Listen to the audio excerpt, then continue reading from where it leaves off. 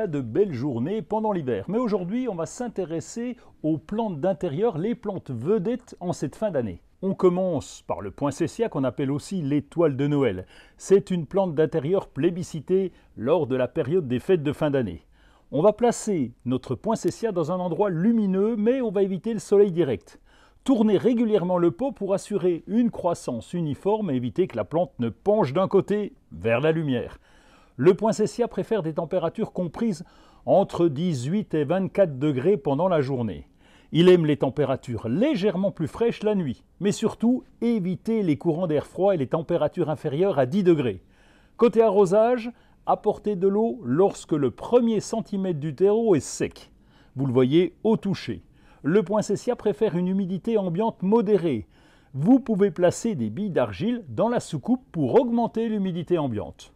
Notre seconde star, c'est le Schlumbergera, le cactus de Noël. Il est originaire des régions tropicales du Brésil. Les fleurs du cactus de Noël sont en forme de trompette et poussent à l'extrémité des tiges.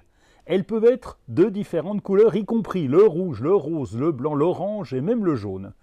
Les fleurs apparaissent généralement en novembre et décembre, d'où son nom de cactus de Noël. C'est une plante à croissance relativement lente, mais elle peut devenir assez grande avec le temps.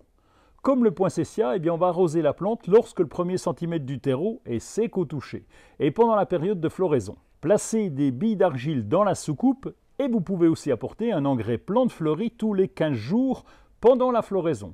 Ensuite, on va réduire l'arrosage et l'engrais. Et la troisième, c'est le Spathiphyllum, la fleur de lune, alors un grand classique, une plante passe-partout, elle pousse toute seule. C'est vraiment une plante facile par excellence, en plus, elle fleurit régulièrement.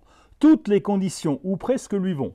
Il suffit de suivre l'arrosage en laissant sécher le terreau entre deux apports d'eau. De toute façon, la plante vous dit quand elle manque d'eau, les feuilles s'abaissent.